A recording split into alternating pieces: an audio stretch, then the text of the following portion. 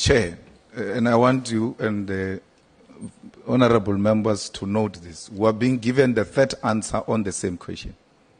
The first answer was, my lawyers went without an instruction. Then upon being made aware that they've committed something unethical, then the minister says, no, I actually gave them an instruction. Then I point these two contradictory statements to the minister. The minister gives a third answer on the same question. No, actually, my lawyers didn't go.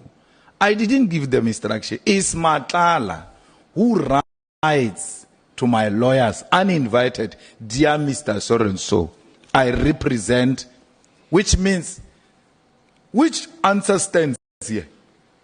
Because it's either the lawyers went without the minister's permission, or the minister gave them the instruction, or Matala wrote the letter uninvited by anyone. So, Minister, please clarify this three, because as things are, it's becoming worse now. Because you gave me three answers. The lawyers went without me. Then I said, no, they can't do that. It's unethical. Oh, I gave them instruction. It was my wish. Okay. You now give them instruction. You still want to have access to people who are behind big fences and walls at maximum prison. No. It's not that. Actually, Matala and the wife, now the wife comes now. For the first time since we canvassed this question. Matala and the wife's lawyer wrote and said they represent them, and we must get their affidavit because we are going to Madlanga's commission. Which one do we take home here? Because it's not me. You know, Minister, the worry is you shouldn't think you are speaking to me. These matters, as you stand there addressing us, you are clarifying the country which is troubled by these things. That ministers have got access to dangerous criminals to an extent that they can even have access to them even when they are behind bars. Matala was found with a phone in a maximum prison. Matala produces a minister's affidavit from a maximum prison.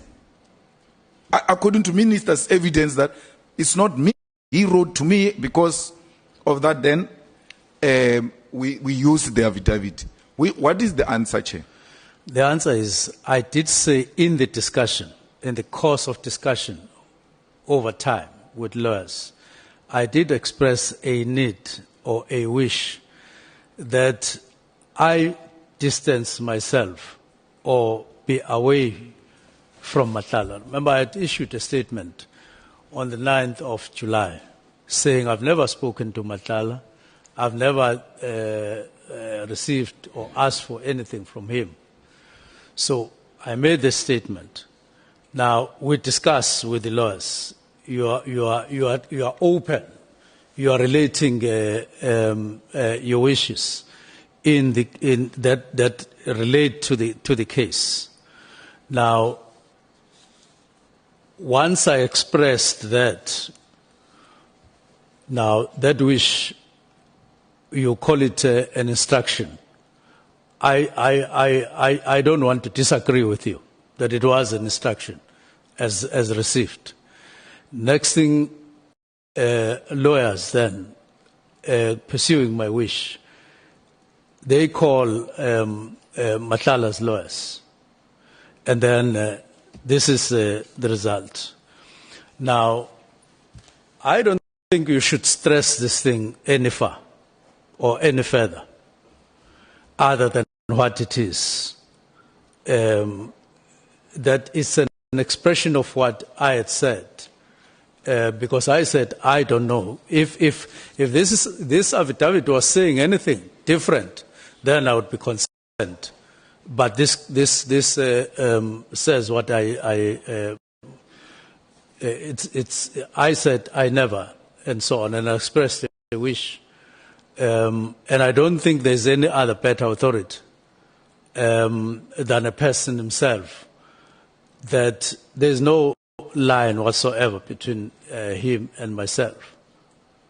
Minister, where do I get that letter you were reading? Because I want to read it again. It doesn't say. Your lawyers approached those guys. They would have said, dear so-and-so, in line with the letter you wrote to us requesting affidavit from our client, please find attached affidavit. It says, dear so and so, we represent so and so, and therefore we represent Matlala and the wife, and our client wishes to state it clear that he doesn't know the minister and this is David. So it's not what you are saying. Your wishes were never delivered to Matlala by your lawyers. Never. According to that letter. Never. So how does Matlala now know minister has got wishes to have a... My lawyer spoke to his lawyers. That's what I'm saying. Check. Where do you find this letter the minister is referring to? You will find the copy. Here is this. No, I'm saying in our attachments. Oh, okay. Do we have? No.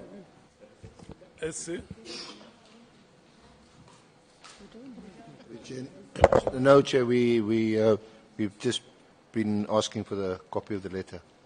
We haven't received it. Can I please have the copy? Yeah.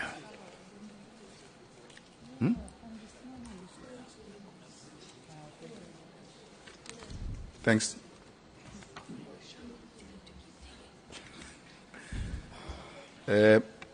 Thanks, Chair. I start from which page? The cover page. Dear Mr. Julius, thank you for your email. No, it has not been sent to the Commission. Dear Advocate, we acknowledge a receipt of the affidavit. We clarify, for clarity, was this forwarded to Madlanga Commission? Dear Mr. Julius, I confirm that I act on behalf of Mr. and Mrs. Matlala, who have directed, you mark that, who have directed that I send this email to you. I understand that you represent the police commissioner, Mr. Senzo Mchunu, at the Madlanga Commission. They don't say, we acknowledge your request and following that request, please find attached affidavit of Mr. Matlala. So this letter is the first initiative in relation to the affidavit. How does Matlala know that a minister has got wishes? You sit with your lawyers, you express your wishes, and then you go separate ways. Before you know it, affidavit comes from maximum prison to your lawyer, who has never communicated with the lawyer of Matlala, or who has never spoken to Matlala himself. So how does Matlala now come to send you an affidavit which you have not requested, which earlier on you said you gave them instruction, earlier on you said they acted on their own, and then so on. Now we'll park that. We now are here. What gives effect to this letter? What makes these people to write this letter and then send you an affidavit?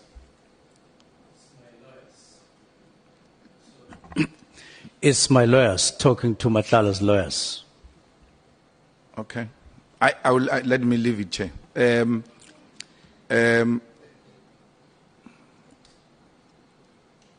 Why would a minister, even if this guy gave you the affidavit,